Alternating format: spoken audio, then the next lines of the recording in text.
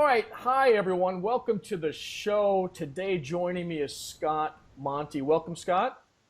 Hi, Mark. Glad to be with you. Excellent. Glad to have you here. Scott was head of social media at Ford Motor Company from 2008 to 2014 with the title of Global Digital and Multimedia Communications Manager. Scott, did that fit all in one business card? That's a mouthful, isn't it? Yeah, it was like a major expense to get business cards done with a title like that. Did they have to enlarge it? Now, you know what I did? I went through one run of business cards, and after I ran out, because I would meet people at events and things like that, I said, look, I don't have a business card, and if you don't know how to get in touch with me, we probably shouldn't be talking. And that usually worked. Yeah, you've got a huge presence online. It should be super easy to get hold of you even now. And speaking of now, Scott is now the CEO and co-managing partner of Brain Trust Partners. It's an executive consultancy, and we're going to get a little bit more into what he's doing there. I just want to mention, though, that Scott was ranked by The Economist as number one atop the 25 social business leaders, and by Forbes as one of the top 10 influencers in social media. Alan Mulally, is that how you pronounce his name? Alan Mulally, yeah. Mulally, yep. The CEO of Ford Motor Company called Scott a visionary. So we're really honored to have you, Scott, today. Well, thanks. Thanks so much for allowing me to join your little group here. All right. Well, you have a group, and it's called the show's called the Full Monty, and we're really interested in what exactly you're exposing there. Well, let's not hope too much. You know, it's obviously play on words, play on my name, and there's been lots of competing ideas of what the Full Monty actually means, where it originated. Of course, you know the 1997 movie. It meant guys that stripped all the way down. But initially, it was said to have meant, the whole shebang, everything all in. And they say it originated from Field Marshal Montgomery in World War II, who loved to have this full breakfast with everything he could possibly eat for breakfast. So that's kind of where it got its origin. So what I'm doing in the Full Monty newsletter every week is I am giving people a deluge of links and analysis and commentary about all the stuff that matters. Excellent. Okay, good. I like the play on words myself. I think it's very clever. It kind of ties into your name as well. I thought it was very well done. That's the exact title I would have chosen for you if given a list. There you go. So let's dive right in. I know you talk a lot about artificial intelligence. I'm very interested in this as well. So very interested in your perspective. Now, when you look at the landscape between Google and Facebook, IBM, Oracle, and now Microsoft, who do you think is going to win this battle, or will there be multiple winners? It's a great question, Mark, because you look at the way each one of these companies has its finger in the pie of AI, and it's a vastly different way. You know, Google is by and large getting your information from things like search, even from email, from the coordinates or addresses you put in on Google Maps, right? And they can track your whereabouts. Google years ago bought a company called Grand Central, which I still use their service today. It basically gives you one phone number that links up to all of your other phone numbers, and it's voice recognition technology. So early on, they were building that capability in. When you look at Facebook and Facebook Messenger in particular, these are where people are communicating, mostly by text right now, but they're building in so many additional functionalities into Messenger, whether it's the integration of PayPal, whether it's food delivery, even the New York Times now, you can get a bot through Messenger that gives you political updates every day, what the polls are and the latest. All of these are automated. Right? And then you move over to IBM, which is kind of the granddaddy of computing, and their whole Watson project. And everybody knows Watson from defeating Ken Jennings on Jeopardy. But that was the beginning of IBM's artificial intelligence program. And now they just announced last week that they're integrating Watson with OnStar in GM vehicles. So they're going to collect even more information from millions of people every day. We're just seeing all of this build from lots of different directions so that the companies that we do business with regularly will not only have a better idea of who we are and what our preferences are, but they'll be able to deliver information and services to us in a much more cost-efficient way. So, Gartner has talked a lot about this as well, and they're making a lot of predictions for 2018, one of which I thought was relevant to our discussion. They're claiming that 20% of all content will be written by artificial intelligent bots or by people that are supported by AI. And they gave an example, and it's very relevant. I didn't know this, but a lot of the financial news releases look at the bots that are studying these things look at the reporting that's coming out of these companies, right, and they'll create their own synopsis and publish it automatically without human intervention. So Gartner might be onto something if in 2 years, 20% of all the content is written by bots. What's your thought on that? Well, I mean, I agree. I mean, and like Gartner says, it's already being done at this point. We don't even know it. Yeah. I mean, you think about all the companies I just mentioned and more. They're all integrating this stuff, and there's no question that with the amount of content we're seeing on the web every single day, it's impossible for humans to create that much content. That some of it has to be algorithmically driven. Yeah, I have trouble with that word too. And it's been a long week. Let's just say that. But you're going to see this in more mainstream stuff, not just financial reporting, but in content marketing, as it's known. You're going to see some of these articles, some of these native advertising spots being delivered by artificial intelligence. So Scott, does that mean our job is going to become even tougher, that you and I are now going to be competing with bots who can actually probably look ahead into the future to see, oh, if I write this, it will reach these communities and become very popular? I mean, it seems like AI would have an advantage because they could either do a lot of testing very, very quickly, A/B testing, or they can kind of predict whether that content's going to be popular. And you and I, as mere mortals, are going to have trouble, keeping up with these bots as they get smarter and smarter. Is that kind of the way you look at it, or do you have? Yeah, I think so. I mean, I was having this discussion with somebody last week at a conference. He paints a very bleak picture of the future, and basically says there's not going to be jobs anymore. We are effectively botting ourselves out of business. Now, I don't know about that. I've had debates with people online about, is there any job that can't be done eventually by a robot? And it's been a really interesting intellectual exercise to throw ideas out there, and people come up with solutions or reasonable explanations, and you go, wow, maybe it is that hopeless after all. Ultimately, when you think about the way robots have been involved in, let's just say in manufacturing for a while. I worked for Ford for a number of years, went to the factories, and there were these, robotic arms that would swing in and, install a windshield or do whatever.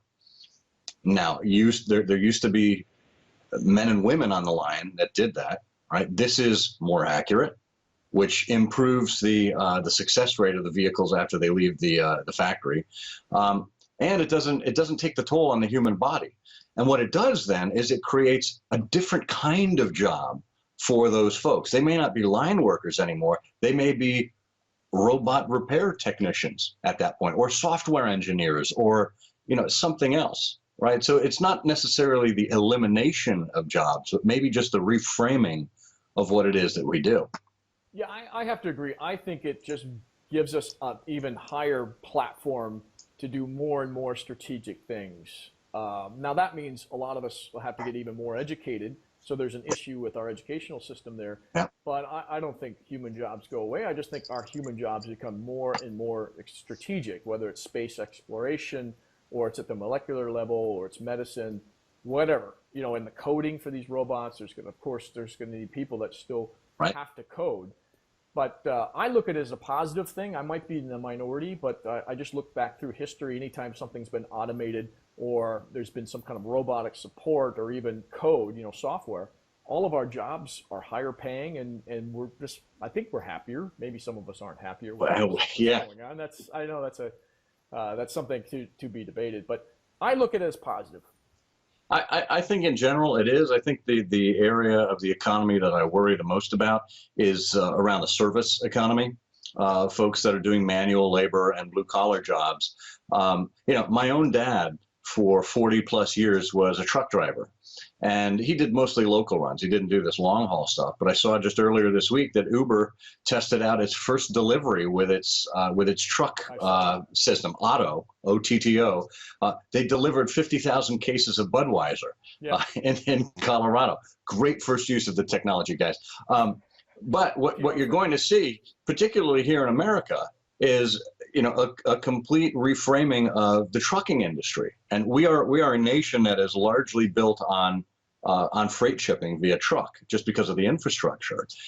You're not going to have these long haul guys that are trying to keep themselves awake for more than the allotted 10 hours a day that they're supposed to drive by law. You're going to have robots taking over. And the question is it human assisted, where there's somebody in the cab riding along as the robot drives, and then he or she are there to help unload the truck or back it in, or whatever they need to do in the short term? Yeah. But after that, what happens? Does it become a completely automated industry? And can a truck driver necessarily be retrained and educated to some of these higher level positions, of which there will need to be fewer? Yeah. Right. So there's a lot for us to think about as a society. Yeah, and I think, as always, society is behind, way behind in innovation, and government's behind it. So we're going to have to play catch up very fast. Yeah, exactly. Fortunately, and with most of these things, there is a lag. It's not going to happen overnight, where all the trucks are going to the truck drivers are going to be replaced by drivers. I mean, there's still a fuel issue. How does it get fuel? There's still, like you said, the unloading, loading program. So there should be some warning, at least for a few years. We'll see. Well, we would hope. We would hope. All right, great discussion on AI. I want to move now more towards what you also talk about, which is content marketing. NBC Universal is doubling down its investment in Buzzfeed with another $200 million. Why do you think they'd continue to invest in kind of a losing venture? I know BuzzFeed's very popular, but they are losing money. Well, I think lots of media organizations are losing money these days. And NBC Universal, like AT&T, they are interested in making sure that they are on the cutting edge of digital, and that they are where the future of content and storytelling is. They've got the programming. No question that they've got the regular viewership and programming in their various arms. They've been a behemoth in the news industry for a long time. To me, BuzzFeed, this is just the future of news. Much like Jeff Bezos invested in the Washington Post, that's a money-losing organization. Heck, Amazon was a money-losing organization for 20 years, right before they started to figure it out. And even now, the margins really aren't that great. But when there's a promise there, when people can see the fundamental importance of something, and not necessarily be in a position to build it on their own, then buying is the best alternative. And if you put the right amount of resources behind it, get the right talent in there, it can potentially be something.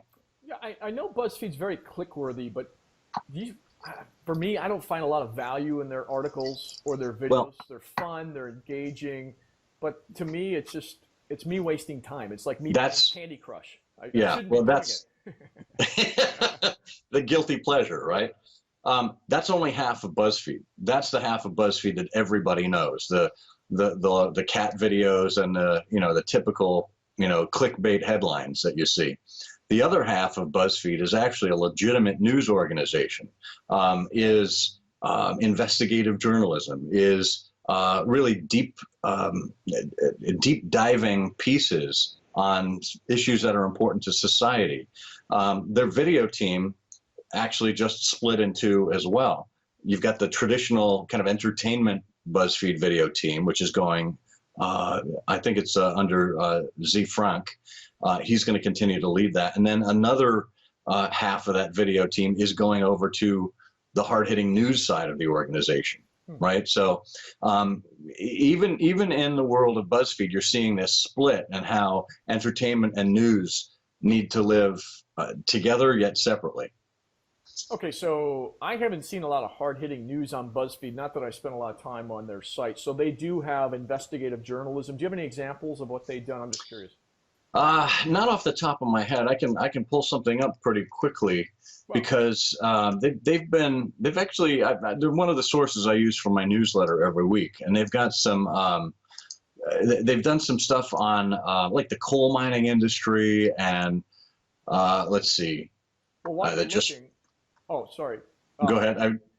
Go ahead. What lessons do you have then for brands? Should they be producing hard-hitting, branded type content that looks at customer pain points as well as entertainment and kind of follow that Buzzfeed model? Is there something to be learned here for brands that might be watching, do you think? Well, I think when you think about how brands have typically approached content, it's always been with the self at the center of the story. In other words, they are the most important thing in the room. They are the hero of every story. Have you ever been to a party and you end up, kind of smashed into the corner with somebody and they're talking about themselves and they are just the most crashing bore you've ever met? And you're like, how do I get out of this conversation? Exactly, right? Well, think about that the way brands are doing content, right? How do I get myself out of having this brand scream at me about themselves all day long? Versus the brand that is doing a whole variety of things, that's maybe looking at a lifestyle, that's looking at things that are of value to the consumer. And oh, by the way, the brand is part of the story, but is maybe a minor character or an enabling technology along the way. It's not the center of the attention, right? And if they think about content the very same way, if they think about brand storytelling with the consumer at the center rather than with the brand at the center, that's where you start to get this more diverse kind of content. And curation, by way of example, a widely underutilized practice. It's what I do in my newsletter every week. You'll see that I maybe have a couple of links to stuff that I've written in there, but the other 60 odd links are from other sources all around the web. Why? Because that's what's important to people, not what I necessarily write about. Brands can do the very, very same thing. And I think that's what BuzzFeed is doing in terms of finding stuff that's a mixture of the fun, the enlightening, the challenging, and all of the rest. Okay, well said. I couldn't agree more. Usually I have some point of debate with some of the people that we bring on, but I couldn't agree more. That's I think the proper way to look at it, at least in terms of 2016 heading into 2017. Hey, Scott, I want to change subjects again and talk about Twitter. They just shut down Vine, which I don't know why they limited themselves to 6 seconds anyway, but they shut down Vine.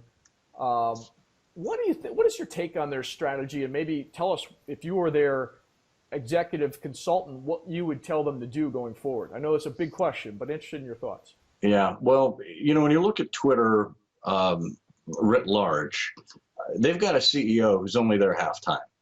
And when you think about the struggles that this, one of the biggest brands in Silicon Valley always gets compared, favorably or not, with Facebook, even though it's a vastly different service. Yeah. Twitter and Facebook kind of go hand in hand. And yet they've got a CEO who's dedicating only half of his time to the company. If I were a member of the board, I would either insist that he gives up the other job or find a new CEO. Right, that's problem number one. Problem number two is that Twitter doesn't have an effective strategy. What do they stand for?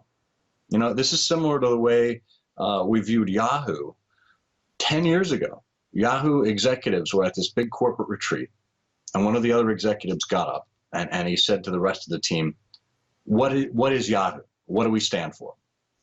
Hands went up from around the room, and folks said, search, mail, news, entertainment, sports, finance, everything that you can find on Yahoo's homepage, right? But nobody had the same answer. If I said eBay, you'd say, oh, auction.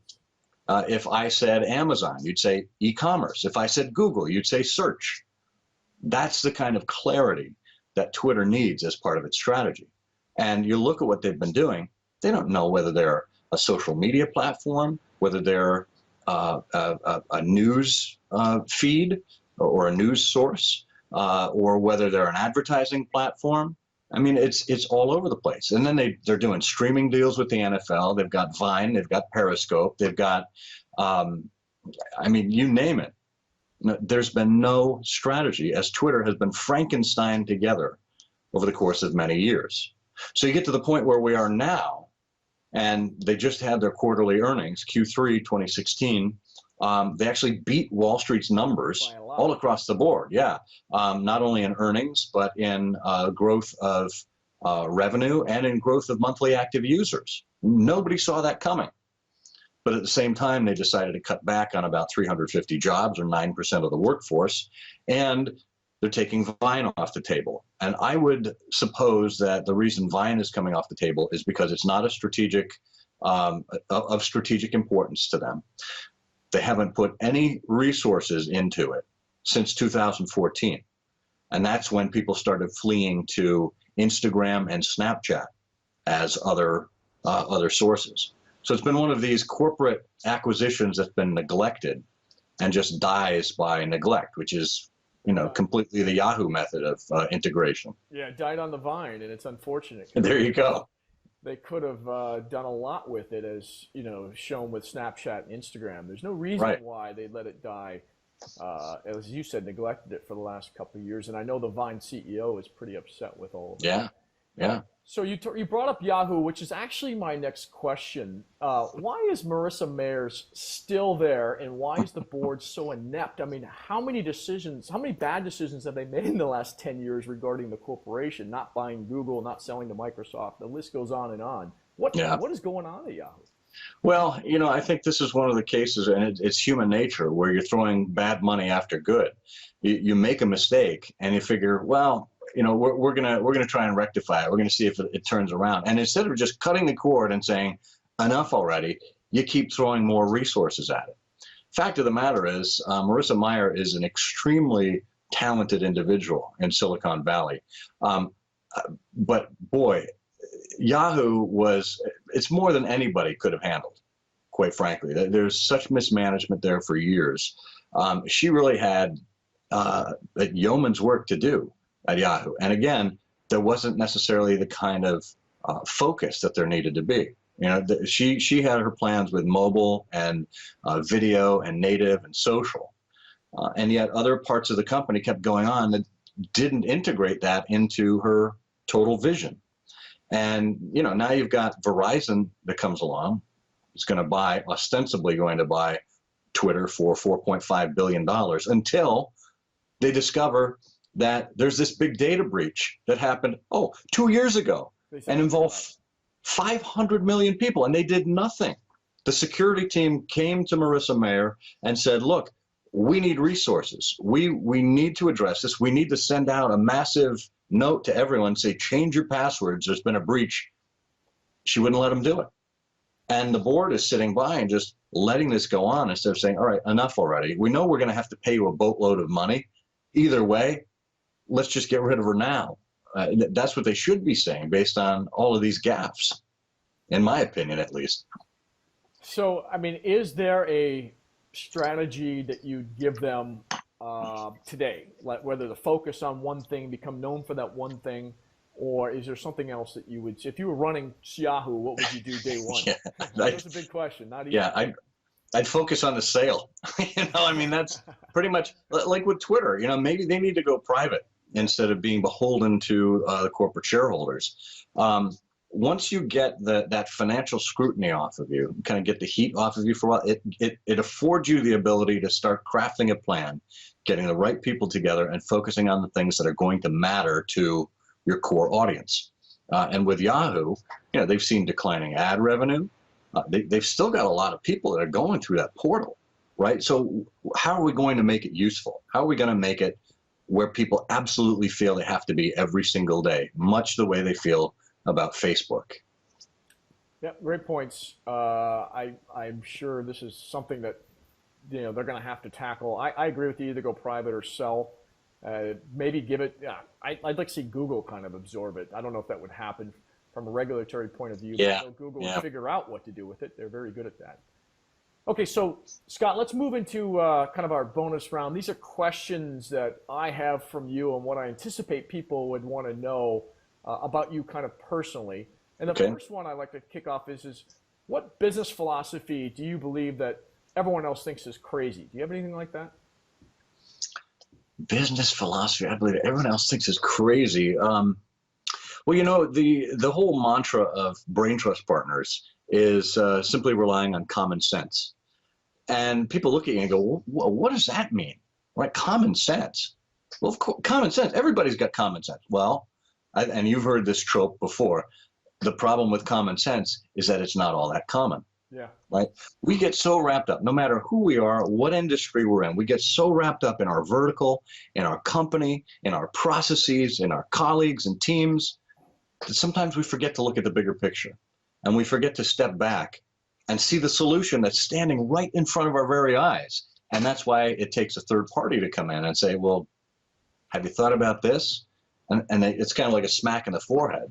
They go, oh, of course. Why didn't I see that? That should be so easy. Well, there you go. Yeah, a lot of it's Occam's razor, and I agree with you. Sometimes it's a simple solution and something that's common sense maybe to everybody else, but not the individuals that are right in the mix there. So it's a great response.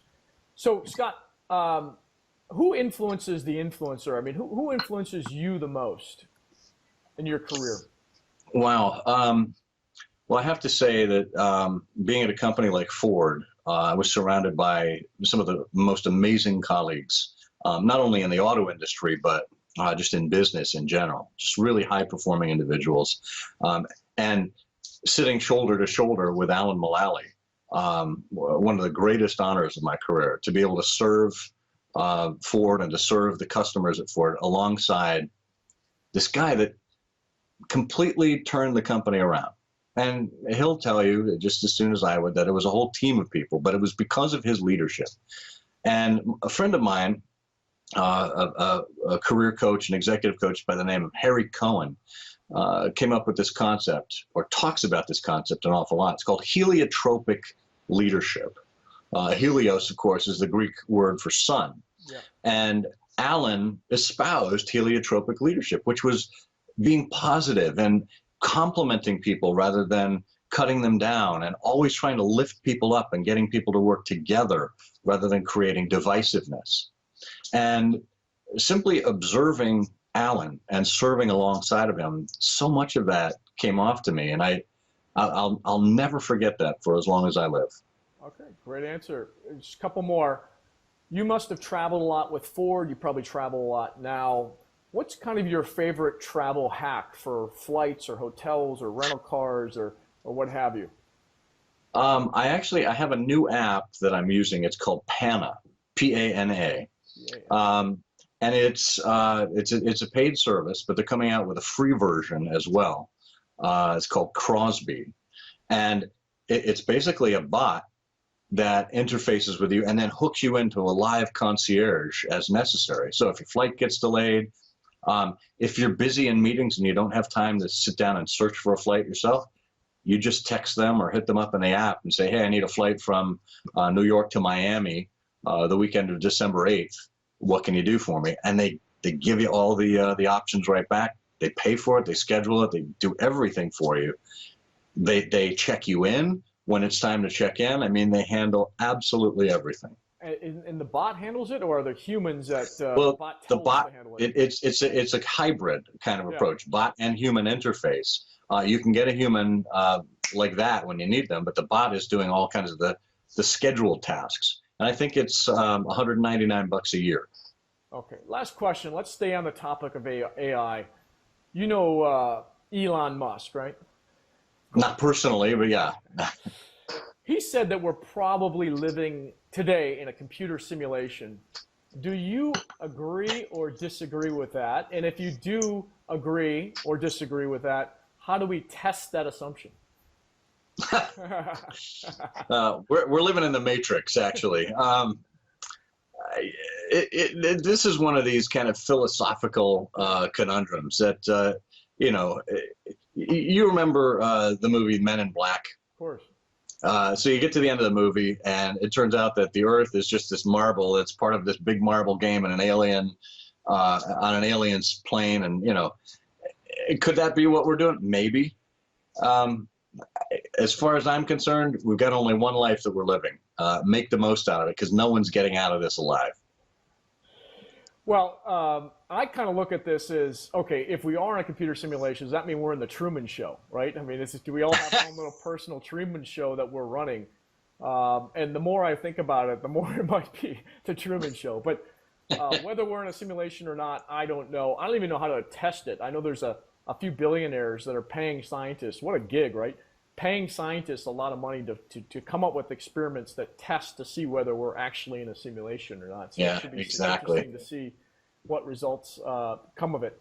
But anyway, Scott, it's been great. I love the fact that we talked about artificial intelligence. We talked about Buzzfeed and their model. We talked about Twitter, and we talked about Yahoo. All great subjects. I just want to, thank you again for coming on and giving us your perspective. Glad to be here. It was a lot of fun, and good luck with trying to get this out to everybody. I don't know how you translate all of that into a single sentence, but that's your job.